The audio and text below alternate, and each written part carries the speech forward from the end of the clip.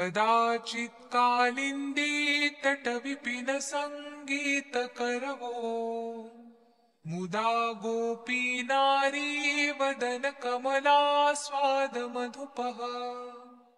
रमा शम्भु ब्रह्मामरपति गणेशार्चितपदो जगन्नाथ स्वामी नयनपथगामी भवतु मे भुजे सव्ये वेणुं शिरसि शिखिपिञ्छं कटितटे दुकूलं नेत्रान्ते सहचरकटाक्षं विदधते सदा श्रीमद्वृन्दावनवसति लीलापरिचयो जगन्नाथ स्वामी नयनपथगामी भवतु मे महाम्भोधे स्थिरे कनकरुचिरे नीलशिखरे वसन् प्रासादान्तः सहजबलभद्रेण बलिना सुभद्रा मध्यस्थः सकलसुरसेवावसरदो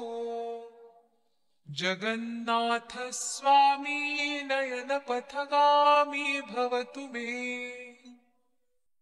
कृपापारावाराः सजलजलदश्रेणिरुचिरो रमावाणी सौमः सुरदमलपद्मोद्भवमुखैः सुरेन्द्रैराराध्य श्रुतिगणशिखा गीतचरितो जगन्नाथ स्वामी नयनपथगामी भवतु मे रथारूढो गच्छन् पथि मिलितभूदेवपटलैः स्तुति प्रादुर्भावं प्रतिपदमुपाकर्ण्य सदयः दया सिन्धुर्बन्धुः सकलजगता सिन्धुसुतया जगन्नाथ स्वामी नयनपथगामी भवतु मे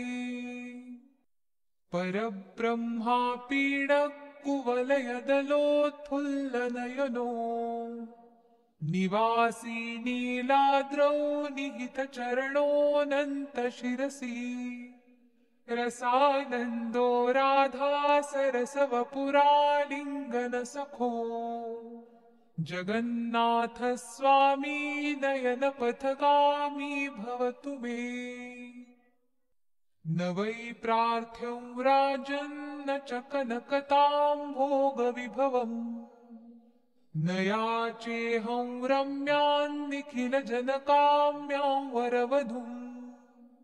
सदा काले काले प्रमथपतिना गीतचरितो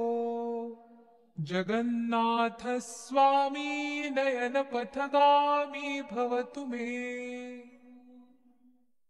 हरत्वं संसारं द्रुततरमसारं सुरपते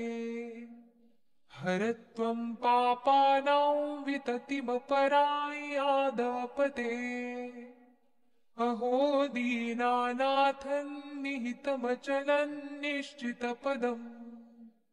जगन्नाथ स्वामी नयनपथगामी भवतु मे